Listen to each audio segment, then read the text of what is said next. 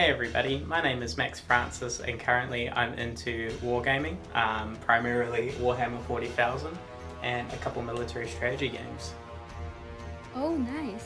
What do you enjoy the most about wargaming? What I enjoy about wargaming and 40k and Warhammer is the whole act of building units, painting models. I really like getting into military history, into tactics, strategy, and with a lot of these games they end up being interactive. You talk to people, especially with Warhammer, which is my favorite, and you just get a whole lot of things out of it. And yeah, I love it. Been a new hobby for me, but it's amazing. So, how much have you spent on this hobby so far? I don't really like that question, but if we were to, I really couldn't tell you an exact number. I've collected tabletop board games. I've collected tons of these little plastic figures for Warhammer, and I've definitely spent 4 figures. It might be coming up to 5 figures now, but yeah, that's about it. Have you made new friends through Warhammer? Yeah, I've made new friends through Warhammer. There's a store that I'm starting with a tournament called Vagabond, and I've met mates I've got a mate called Phil, I've got a mate called Ben, I've got a couple mates I've met through the Warhammer store, never met again, but we've just had some really good interactions, and yeah, they've been awesome. New people. I know 2 Phils now and 3 Bens, and that's all from Warhammer in the past month. Do you think this is a hobby you will stick with for years?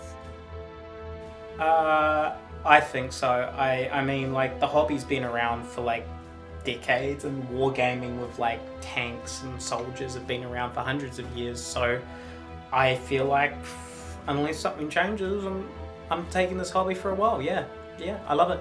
What is something people often get wrong about Warhammer? That's a great question, and I think the biggest thing people get wrong is that you don't have to be a nerd to play this sort of stuff. It can be nerdy, and you don't have to be into tanks. I'm actually not into the fantasy Warhammer part as much, but what I like about it is there is something for everybody. People don't realize that if you just want to paint stuff, you can just paint stuff. If you just want to read books, you can just read books.